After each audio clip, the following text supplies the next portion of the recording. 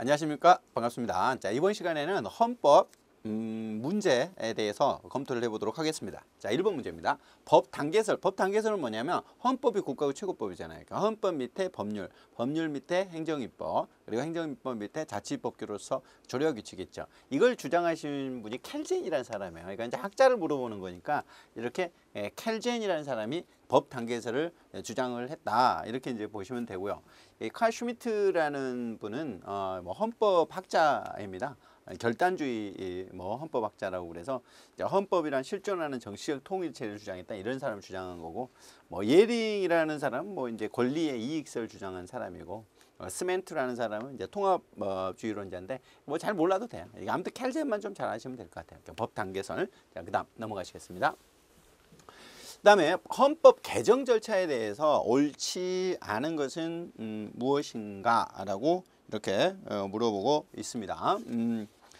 저 헌법 개정은 국회 제적위원 과반수 대통령의 발의로 제안한다. 그죠? 발의를 할 때, 헌법 개정을 발의를 할 때는 이 제적 과반수죠. 제적 과반수와 대통령 맞습니다. 이렇게. 헌법 개정안을 발의된 날로부터 30일 이내에 국회 의결. 국회 의결은 30일이 아니었죠. 60일이 되죠. 국회에서는 60일이 이루어져야 돼요. 헌법 개정이 발의가 돼서 왔다. 그러면 3분의 2가 찬성을 해야 되거든요. 3분의 2가 찬성. 원래 발의할 때는 과반수고, 그 다음에 의결할 때는 3분의 2가 찬성을 해야 되는데 60일 안에 이루어져야 된다는 거죠. 대통령의 임기 연장을 위한 헌법 개정은 그 제안 당시의 대통령이 할 수 없다. 이게 이제 128조에 있었죠. 맞죠? 그래, 개정은 할 수 있다. 임기 연장은 할 수 있다. 임기 연장이나 중위 금지 규정을 개정할 수는 있다. 자, 그러나 그 당시 대통령이 적용할 수 없죠. 헌법 개정안은 국회 의결한 후 30일 이내 국민투표. 그래서 국민투표는 30일 안에 이루어지고요. 그다음 국회 의결은 60일 안에 이루어져야 된다라는 거. 이런 내용을 정리를 꼭 하셔야 됩니다. 다음 문제 보시겠습니다. 대한민국 헌법 전문에 3.1운동의 정신 있죠. 그 다음에 4.19 이념도 있는데 이건 없죠. 5.18 민주화 운동은 없죠. 그 다음에 정의, 인도, 동포애로서 이런 규정이 있었죠. 다음 문제 보시죠. 국가의 전통적 구성 요소. 이건 이제 국가의 3요소죠. 국민, 영토, 주권. 국민, 영토, 주권. 이게 헌법재판소는 전통적 구성 요소가 아니죠. 자, 다음 문제 보실까요? 좀 간단하고요. 그래서 해설을 여러분들이 좀 잘 보면서 보충을 하시면 돼요. 우리나라 헌법 기본 질서에 해당하지 않는 걸 물어봤어요. 이 사법국가는 아니죠. 사법국가는 뭐냐면 이 법원이 강한 이런 국가를 사법국가라고 보는 겁니다. 자유민주적 기본 질서를 법통하고 있고, 사회적 시장경제 질서를 취하고 있다 헌법이 있고요. 평화주의적 국제 질서를 추구하고 있지만 우리는 사법국가는 아닙니다. 우리는 어떻게 보면 이게 의회나 정부가 강한 것이지 법원이 강하다 이렇게 말할 수는 없죠. 사법국가의 원리는 아닙니다. 다음 문제 보시겠습니다. 헌법상 기본권 보장의 대전제가 되는 이게 이거죠. 인간의 존엄과 가치였죠. 그리고 행복, 추구권, 평등권, 이게 이제 포괄적 기본권인데 그 중에서 가장 전제가 되는 건 인간의 존엄과 가치입니다. 이게 생명권이 아니고요. 근로상권, 사유재산권 보장이 있는데 인간의 존엄과 가치가 가장 대전제가 된다. 이렇게 있죠. 10조에 있죠. 헌법 10조. 다음 문제 보시죠. 우리나라 헌법의 기본 원리에 해당하지 않는 걸 물어봤습니다. 그러면 자주 통일주의. 근데 이게 아니죠. 이건 이제 어떻게 보면 북한에서 자주를 많이 강조를 해요. 북한의 어떤 이제 공산주의 이념과 그래서 자주, 민주, 통일 하는데 자주라는 말을 쓰는데 우리 자주 통일 원칙은 명문 규정이 없습니다. 복지국가 이념 있죠. 그다음에 국민주권주의 헌법 1조에 나와 있고, 기본권 존중주의 헌법 10조 2항에 나와 있지만 자주 통일주의는 여기에 없습니다. 여기 평화적 통일주의죠. 이게 국제 평화주의가 있고 평화 통일 조항은 있죠. 이게 뭐냐면 평화 통일 조항 이건 있는데 자주 통일은 없죠. 자, 그다음 넘어가실까요? 그래서 북한이 이제 자주를 강조하다 보니까 주한미군 철수 이런 걸 많이 강조를 합니다. 현행 헌법상 정당 설립의 활동과 자유에 대해서 옳지 않은 건 뭐냐?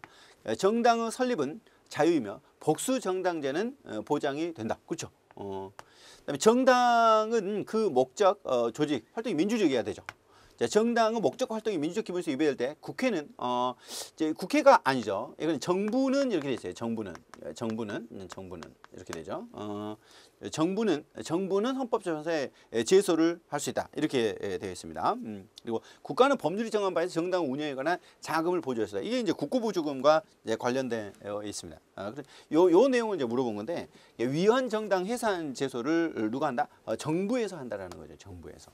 민주적 기본 질서 위배될 때 통합진보당이 정부에서 이렇게 위헌 제청을 해가지고 위헌 정당이 됐죠.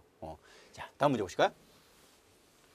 여기 보면 이제 헌법상 국회의원 선거와 관련된 내용으로 이제 선거 원칙이 아닌 건데 제한 선거 원칙이 아니죠. 우리는 평등 선거 원칙을 취하고 있고요. 직접 선거는 맞죠. 공개가 아니죠. 비밀 선거를 취하고 있기 때문에 선거 원칙이 아닌 거 하면은 기억, 디귿 이게 답이겠죠. 그리고 여기에 이제 보통 선거, 그다음에 이제 비밀 이게 자유 선거 이런 것들이 있는데 헌법상으로는 자유 선거 원칙이 규정되어 있지는 않아요. 근데 보통, 평등, 직접 선거, 비밀 선거, 자유 선거 이렇게 5가지 보평직비자 여기 이제 이렇게 보고 있죠. 다음 문제 보시죠. 기본권 주체에 대한 설명으로 옳은 것은 뭐냐 이렇게 물었어요. 외국인은 대한민국에 입국할 자유는 없어요. 입국할 자유는 왜냐면 이제 우리나라잖아요. 근데 출국의 자유는 있어요. 근데 우리나라로 왔다 자기 나라로 가는 건 자유인데 우리나라를 함부로 못 들어줘. 여기에 여권과 비자가 있어야 되잖아요. 태아는 제한적으로 기본권 주체가 되죠. 그렇습니다. 태아도 제한된 범위에서 상속권이랄지 이런 걸 인정을 받고 그러거든요. 하기 때문에 행복주권이나 이런 거 인정받을 수 있고 하기 때문에 제한적으로 인정이 돼요. 사법인은 언론 출판의 자유, 재산권의 주체가 된다. 그렇죠. 이렇게 법인도 법에서 인정하는 뭐 주식회사랄지 이런 경우도 언론 출판의 자유 그리고 재산권의 주체가 되죠. 방송사랄지 대부분 법인으로 이루어져요. 그런 경우에도 언론의 자유, 출판의 자유가 인정이 되고 재산도 많이 가지고 있죠. 이렇게 되니까 옳은 것은 니은 디귿. 정답은 3번이 이렇게 되겠죠. 입국의 자유는 인정되지 않아요. 다음 문제 보시겠습니다. 헌법상 법인이 누릴 수 있는 것이 아닌 거죠. 이게 법인이 누릴 수 있다. 여기 결사의 자유, 이제 이런 거는 이제 인정이 될 수 있죠. 그다음에 거주 이전의 자유. 왜냐하면 법인도 사무실이 있잖아요. 그러니까 사무실을 이전할 수 있잖아요. 그것 때문에 그러는 거야. 근데 이건 아니죠. 이게 프라이버시는 법인이 없어요. 프라이버시는 이게 사람만 인정이 되죠. 자연인만 인정이 되는 거예요. 자연인만 인정이 되는 거다. 따라서 프라이버시는 법인에게는 인정되지 않아요. 그러니까 재판을 받을 권리, 법인도 재판할 수 있잖아요. 법인도 재판할 수 있죠. 예를 들어 방송사다, 재판할 수 있지. 방송사를 사무실이 있고 사무실 이전할 수 있죠. 그리고 방송사끼리 서로 연대할 수 있죠. 이렇게 되는데 프라이버시 이거는 이렇게 법인에게는 인정되지 않는다라고 볼 수 있고, 그리고 죽은 사람에게도 인정되지 않겠죠. 다음 문제 보시죠. 헌법 37조는 꼭 잘 알아야 돼요. 이게 이제 국민의 기본권 제한과 관련된 내용인데, 국민의 모든 자유와 권리는 땡땡땡을 위하여 필요한 경우에 하나여 법률로서 제한할 수 있다. 이게 국가안전보장, 질서유지, 공공복리예요. 그러면 국가안전보장, 질서유지, 환경 이런 거 아니고요. 그래서 1번이네요. 이제 국가안전보장, 질서유지, 공공복리를 이유로 제한할 수가 있게 되죠. 요게 국가안전보장을 위해서는 국가보안법 이런 것이고요. 질서유지 차원에서 이런 건 집회 및 시위에 관한 법률에서 신고하도록 하는 거고, 공공복리와 관련된 것은 코로나 사태를 보시면은 이 많은 사람에게 전파성이 있잖아요. 그렇기 때문에 이것 때문에 이제 어디에 참가를 했는지 이런 것도 공개를 하게 하고 이렇게 제한을 하거든요. 자가 격리도 하고 이렇게 되는 점이다. 이런 것들이 바로 공공복리와 관련된 거죠. 그러니까 자유를 제한할 수 있는 국가안전보장, 질서유지, 공공복리 차원에서 이루어지는 것이다 라고 보시면 되겠습니다. 다음 문제 보시죠. 자, 우리 헌법재판소가 목적의 정당성, 방법의 적절성, 피해의 최소성, 법이고 균형성 여부에서 위헌 판단하는, 이거를 가리켜서 과잉금지 원칙이라고 그래요. 과잉금지 원칙. 과잉금지 원칙은 목적이 정당해야 된다. 그리고 방법이 적절해야 된다. 피해가 가장 적어야 된다. 법익이 균형성을 유지되어야 한다. 이게 이제 위헌 판단의 원칙으로 과잉금지 원칙을 가장 이제 많이 쓰고 있다. 이렇게 보시면 되겠습니다. 자, 예를 들면 뭐 간통죄다. 간통죄. 그러면 간통을 했을 때 형벌을 부과한다 이거죠. 그러니까 형벌을 수단으로 하고 있잖아요. 간통죄라는 거 했을 때 형벌을 수단. 자, 그러면 이 간통죄 형벌적으로 처벌하는 것이 목적이 정당하냐? 어떤 가족관계 질서를 유지하는 목적은 정당하다. 근데 방법이 적절하냐? 자, 그러면 형벌을 통해 가지고 여기에 간통죄에 대해서 어떤 가족관계 질서나 이 부분에 대해서 그 방법이 과연 맞느냐? 그 다음에 다른 수단이 없냐? 꼭 형벌을만을 했어야 됐냐 이거죠. 요게 어떤 성적 자기결정권이나 이런 게 있는데, 그리고 균형이 맞냐 이거예요. 형사처벌하는 것과 이제 여기에 이 성적 자기결정권 제한과 관련해 가지고 얻을 수 있는 이익과 손해 사이에, 이걸 과잉금지 원칙이라고 그래요. 행정 영역에서는 이제 비례 원칙이라는 이름으로 이렇게 또 변화가 됩니다만, 정답은 1번입니다. 다음 문제 보시죠. 자, 다음 중 내용이 제한될 수 없는 절대적 기본권은 이 내적인 거예요. 내적인 거. 보니까 양심 형성의 자유. 이거는 양심 형성. 내가 내 마음속에 어떤 생각을 하든지 이건 제한할 수가 없는 거죠.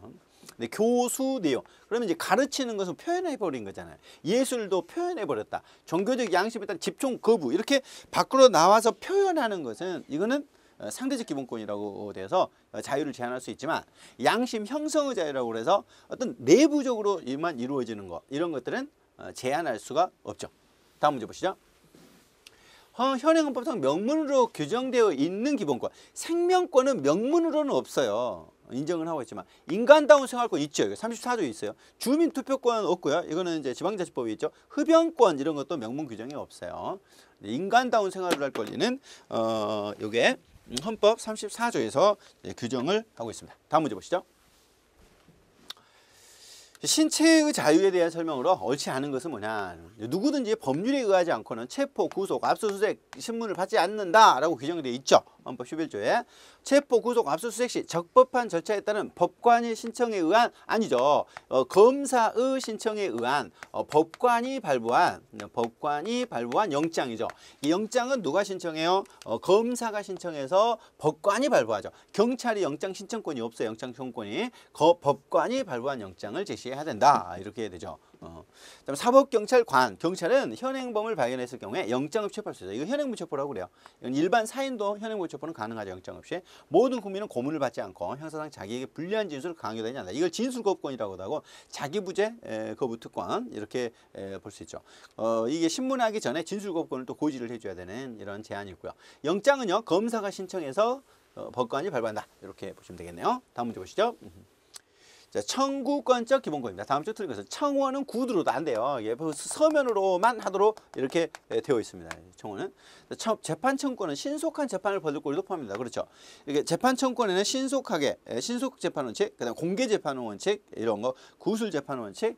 예, 이런 것들이 인정이 되죠. 신속 재판도 있어요. 형사보상제도는 국가가 무과실 책임을 규정하고 있다. 그렇죠. 일단 국가 권력이 과실 없이 이루어졌다 할지라도 구속을 했어요. 체포 구속을 했는데 나중에 무죄가 나왔다. 그랬을 때 보상하도록 하는 것이기 때문에 무과실 책임입니다. 헌법은 범죄 행위로 인한 피해 구조에 관한 규정을 두죠. 범죄 피해자 구조가 있죠. 정답은 3번입니다. 1번입니다. 청원은 서면으로 이루어져야 됩니다. 정답은 1번이었습니다. 다음 문제 보시죠.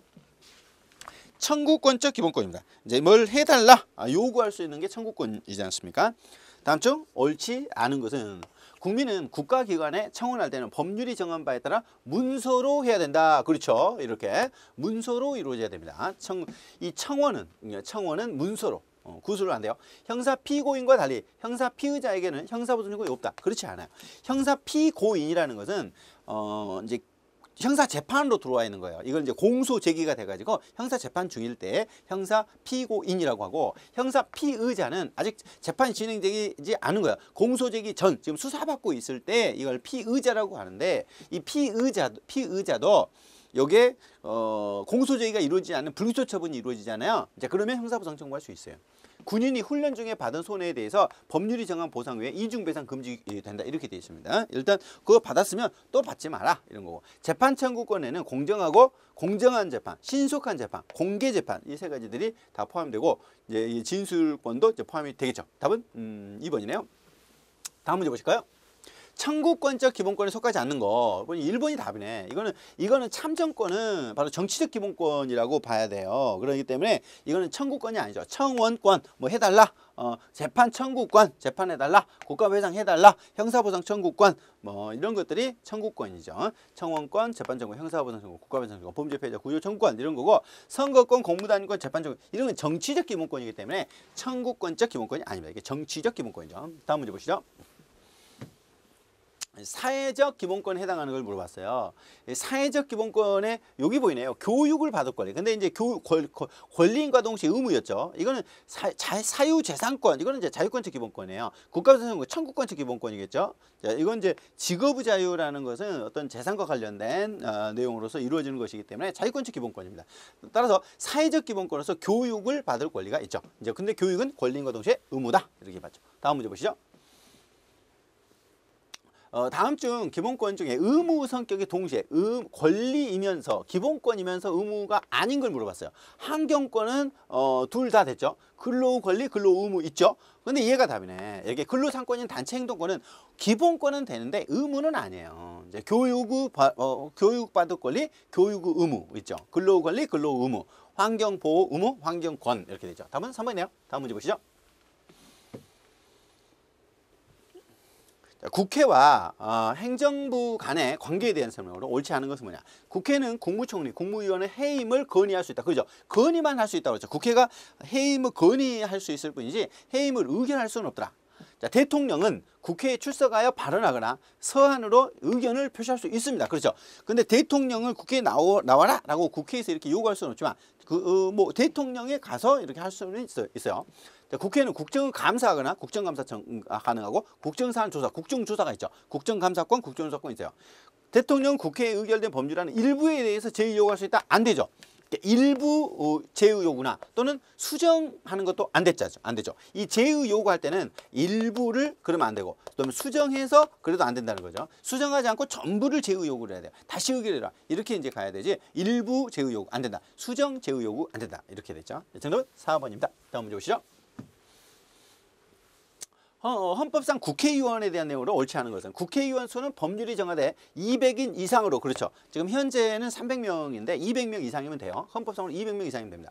국회의원은 현행 범인을 제외하고는 회기 중 국회의 동의 없이 체포 구금되지 않는다. 그렇죠. 그럼 이게 불체포 특권인데 현행 범인은 제외돼요. 현행 범인은 불체포 특권이 없죠. 국회의원이 회기 전에 이게 회기는 이제 정기회의가 임시회의가 있잖아요. 체포 구금된 때에는 현행범인이 아닌 한 국회의 요구가 있으면 회기 중 석방한다. 그렇죠. 그러니까 현행범인 경우에는 석방 안 해요. 국회의원은 국회에서 직무상정한 발언과 표결에 대해서 국회 내외에서 내가 아니야 이게 국회 외에서만 책임지지 않아요. 이거를 면책 특권이다 이렇게 말을 하는데 면책 특권은 국회 외에서 책임을 지지 않는 거다. 국회 내에서 징계를 받는 거 이거는 이게 면제되지는 않아요. 그 책임을 국회 내에서는 책임을 지죠. 정치적 책임을 진다. 근데 국회 외에서 책임을 지지 않는다는 거죠. 이게 면책 특권이죠. 정답은 4번입니다. 다음 문제 보시죠. 국회의 권한이 아닌 것은 뭐냐라고 했는데 국무총리 해임권은 없죠. 해임 건의권은 있죠. 해임 건의권만 있는 거지 바로 해임할 수는 없잖아요.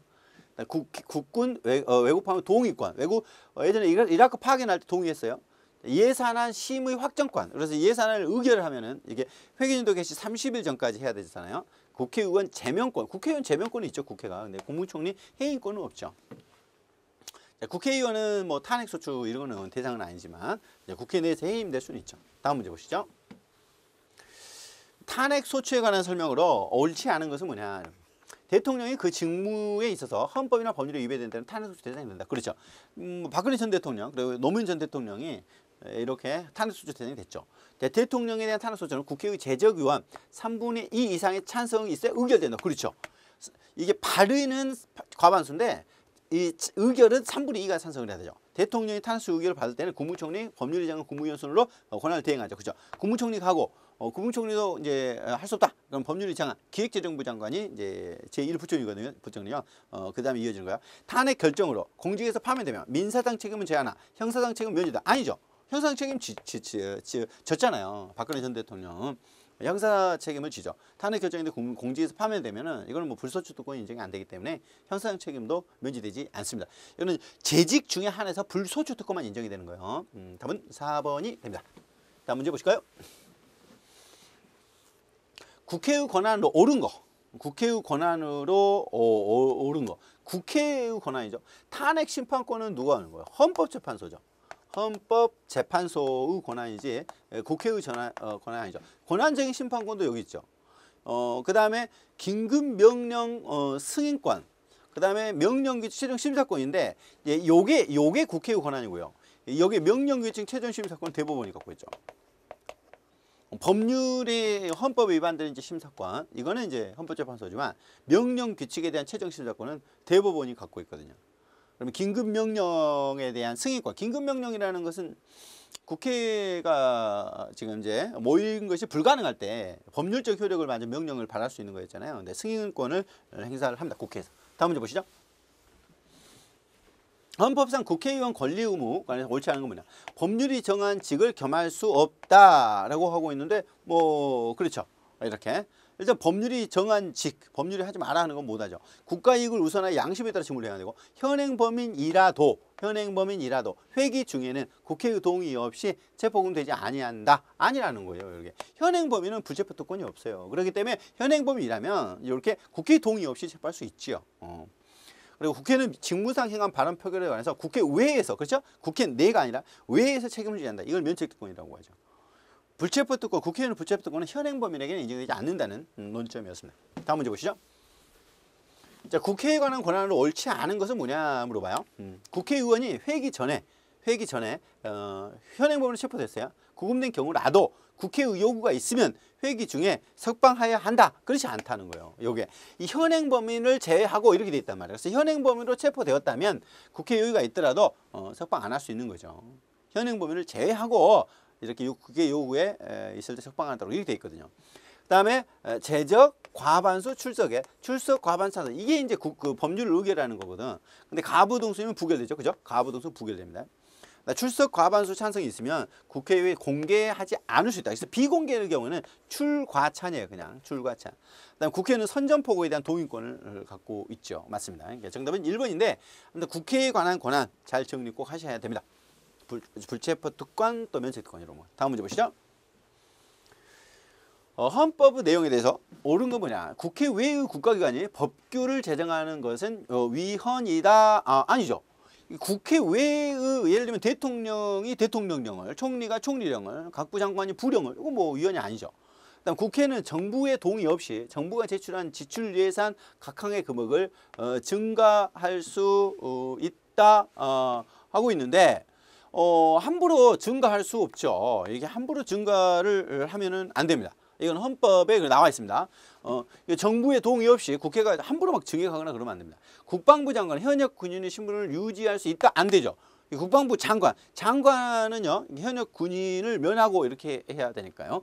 대법원장과 대법관의 임명권자는 대통령이죠. 맞습니다. 이게 기관 구성권과 관련해서 전체적으로 임명권을 다 갖고 있습니다. 이렇게 되니까. 다만 이제 선관위 위원장이랄지 이런 분들이 임명이 아니라 호선이다 이렇게 되어 있었지만은 대법원장과 대법관은 임명을 다 하도록 되어 있습니다. 그런 내용들 잘 보셔야 되고요. 이렇게 옳은 것은 하면 조금 더 난이도가 높죠. 정답은 4번입니다. 다음 문제 보시죠. 대통령의 권한에 속하지 않는 것은 뭐냐 이렇게 물어봤어요. 헌법 개정 제한권 있죠. 그죠? 긴급 재정기 처분권 있고요. 임시국회 선임 요구권 있는데 이게 대답이죠. 위헌법률 심판 제청권이 잘못됐죠. 위헌법률 심판 제청권은 법원의 권한이죠. 그러니까 법원이 하는 거지 대통령이 하는 게 아니죠. 예, 정답은 4번으로 이렇게 해야 될 것 같아요. 여기 위헌법률 심사 제청권은 법원의 권한이다 이렇게 되어 있죠. 해설은 맞는데 이렇게 정답이 잘못됐네요. 다음 문제 보시죠. 헌법이 명시하고 있는 게 아닌 것 쭉 보니까 이 감사원 규칙은 없어요. 감사원 규칙은 없는데 각부 장관이 하는 부령, 그다음 대통령령, 총리령, 중앙선거관리위원회 규칙 이런 것도 규정이 있었죠. 그러나 감사원 규칙은 근거가 없었습니다. 다음 문제 보시죠. 감사원 규칙 꼭 잘 기억하시고요. 그다음에 가로놓기 문제인데 헌법 113조 규정, 헌법재판소에서 법률의 위헌적 결정, 탄핵 결정, 위헌정당 해산 결정, 헌법 소원 결정은 몇 명 있어야 돼요? 6명이죠. 6명. 근데 여기는 뭐는 안 들어가요? 권한쟁의 심판은 안 들어가죠. 권한쟁의 심판은 과반수가 찬성하면 되는 거니까요. 그러니까 여기는 6명이 찬성을 한다. 이게 답은 2번이죠. 이게 위헌법률 심판, 탄핵, 그 다음에 정당 해산, 헌법 소원 이런 경우는 6명이 찬성해야 된다. 다음 문제 보시죠. 헌법재판소 관장사항이 아닌 것은? 이라고 물어봤어요. 법원의 제청에 의하여 법률 위헌 여부 심판이겠죠. 예, 심판 할 수 있고요. 지방자치단체 상황을 권한쟁의 심판 가능하죠. 국회의원에 대한 탄핵 심판도 이렇게